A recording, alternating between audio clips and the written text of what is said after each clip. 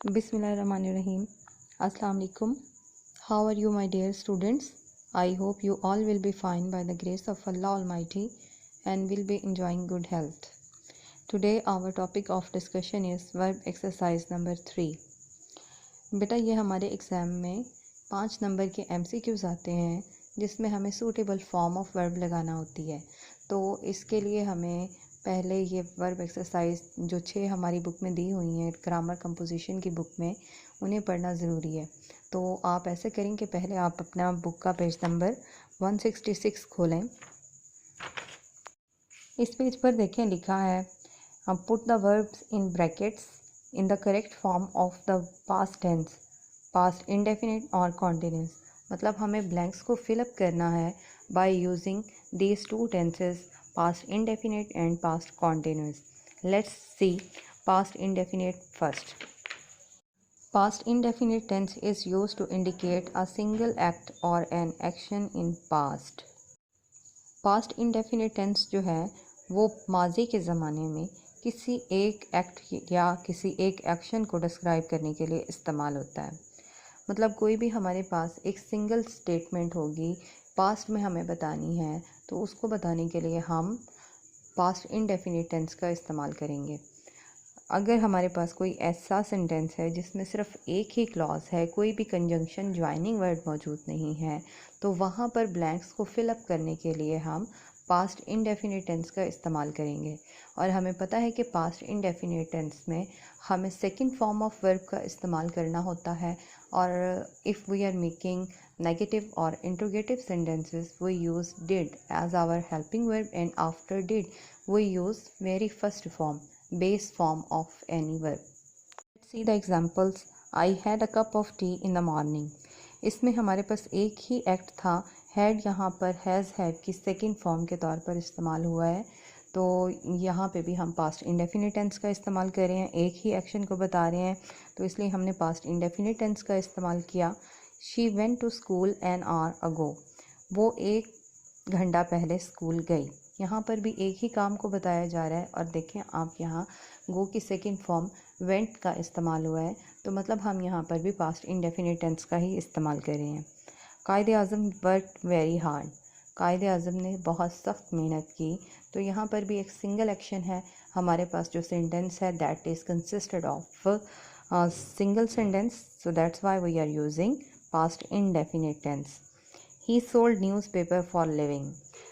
इस सेंटेंस में भी देखिए हमारे पास जो सेंटेंस है that consist of a single clause, that's why we are using past indefinite. हमारे पास सिंगल एक्शन हम बता रहे हैं, तो उसको बताने के लिए हम पास्ट इंडेफिनिट टेंस का इस्तेमाल करते हैं। She shut the door softly. Shut is the second form of verb shut, shut and shut. It is irregular type of verb, तीनों फॉर्म ही सेम होती हैं, तो ये हम ये नहीं कहेंगे कि ये फर्स्ट फॉर्म है, ये हमारे पास सेकंड फॉर्म ही है। अब हम देखते हैं पास्ट कॉन्टिन्यूस, जो कि आपके बुक के पेज नंबर 166 पेज पर है, इसलिए आप पेज टर्न कर लीजिए। Past continuous tense represents an action which was going on at some point in past. Past continuous tense ऐसे एक्शन को बयान करने के लिए इस्तेमाल होता है जो माजी में हो रहा था। जैसे कि आपके पास एग्जाम्पल गिवन है, she was doing her home task. वो अपना काम कर रही थी। व्हेन द गेस्ट अराइव, जब मेहमान आए। तो इसमें देखिए आपके पास 2 क्लॉजेज हैं जिसको ज्वाइन करने के लिए हमारे पास कंजंक्शन है व्हेन। तो काम जो जारी की पोजीशन पे था उसको रिप्रेजेंट करने के लिए हमने वॉज डूइंग मतलब वॉज वर्ब के बाद फोर्थ फॉर्म आईएनजी फॉर्म का इस्तेमाल किया, क्योंकि हमें पता है कि पास्ट कॉन्टिन्यूस की फॉर्मेशन क्या होती है कि हम इसमें हेल्पिंग वर्ब वॉज और या वर का इस्तेमाल करते हैं, और उसके बाद हम प्रेजेंट पार्टिसिपल यानी वर्ब की fourth form ING form of verb का इस्तेमाल करते हैं। नेक्स्ट एग्जांपल है आपके पास, I was reading a book when the bell rang. अब मैं किताब पढ़ रही थी जब घंटी बजी। जो काम रही की मतलब जारी की पोजीशन पे था उसको रिप्रेजेंट करने के लिए हमने पास्ट कॉन्टिन्यूस इस्तेमाल किया, और आफ्टर कंजंक्शन जो हमारी क्लॉज है उसमें हमने पास्ट इंडेफिनिट टेंस का इस्तेमाल करना है। हमने पहले पढ़ा था जब हमारे पास एक सिंगल एक्शन होता है तो उसको बताने के लिए हम प्रेजेंट इंडेफिनिट टेंस का इस्तेमाल करते हैं, और जब हम किसी काम के होने की हालत को, हो रहे थे की हालत को बयान करने के लिए हम पास्ट कॉन्टिन्यूस टेंस का इस्तेमाल करते हैं। आपके पास थर्ड एग्जांपल है, they were going to school when the storm broke. जब तूफ़ान उठा हम वो स्कूल जा रहे थे। तो रहे थे के लिए हमने वॉज, वर गोइंग और सेकंड फॉर्म इस्तेमाल की दूसरे एक्शन के लिए, सिंगल एक्शन को रिप्रेजेंट करने के लिए, जो कि माजी में हुआ। एक्सरसाइज में भी हम इसी रूल को फॉलो करेंगे कि जब हमारे पास सिंगल एक्शन को रिप्रेजेंट करना होगा तो हम सेकंड फॉर्म ऑफ वर्ब का इस्तेमाल करेंगे, और जब हमारे पास कोई ऐसा सेंटेंस होगा जिसमें दो क्लॉजेज होंगे तो हम जो काम जारी की पोजीशन पर होगा उसको बयान करने के लिए पास्ट कॉन्टिन्यूस यानी वॉज वर्ब के बाद आईएनजी फॉर्म का इस्तेमाल करेंगे, और दूसरी क्लॉज में हम सेकेंड फॉर्म ऑफ वर्ब लगाएंगे। चलिए अब हम एक्सरसाइज पढ़ना शुरू करते हैं। It begin to rain an hour ago. अब देखें, इसमें सिंगल एक्शन की बात हो रही है। एक घंटा पहले बारिश हुई, तो हमें याद करना है कि हमने सिंगल एक्शन को रिप्रेजेंट करने के लिए पास्ट इंडेफिनिट टेंस का इस्तेमाल करना है। तो हम यहाँ बिगिन की सेकेंड फॉर्म बिगेन लगाएंगे, BEGAN, began. It began to rain an hour ago. How long ago you come here. अब इसमें भी सिंगल एक्शन रिप्रेजेंट हो रहा है और हमारे पास ये क्वेश्चन है, तो हम इसमें डिड का इस्तेमाल करेंगे और उसके बाद हम वर्ब की फर्स्ट फॉर्म का इस्तेमाल करेंगे। How long ago did you come here. कम हमारे पास फर्स्ट फॉर्म है, क्योंकि हमें पता है डिड के बाद हमने फर्स्ट फॉर्म ही लगाना होती है। थर्ड सेंटेंस है आपके पास, she dash not hear any noise. She did not hear any noise. हमने यहाँ पे नेगेटिव बनाना था, इसलिए हमने डिड का इस्तेमाल किया, और डिड के बाद हमने वर्ब की फर्स्ट फॉर्म ही लगानी है। और यहाँ भी एक ही एक्शन की बात हो रही थी, इसलिए हमने second form of verb while using past indefinite tense इस्तेमाल की है।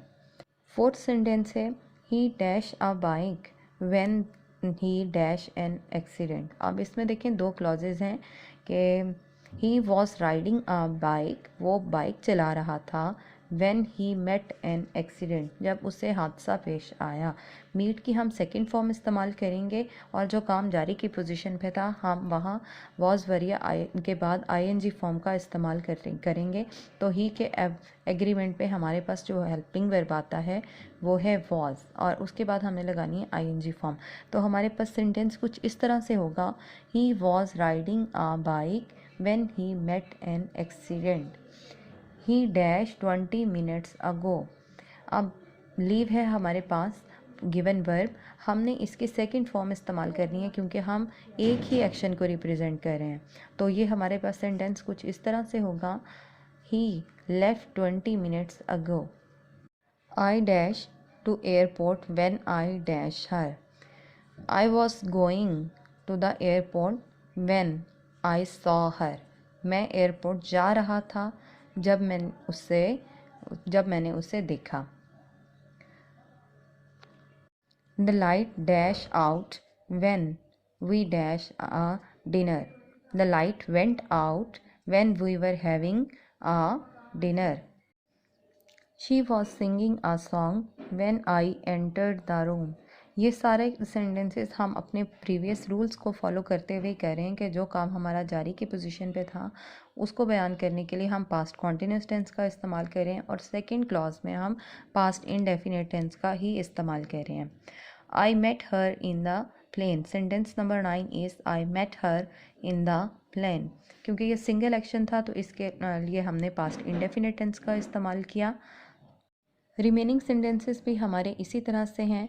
मैं आपको सॉल्यूशन इसका दे देती हूँ आखिर में, आप अपनी बुक से इसी तरह से फिल कर लीजिए। If you have any question you may ask. Thank you so much. अल्लाह हाफ़िज़।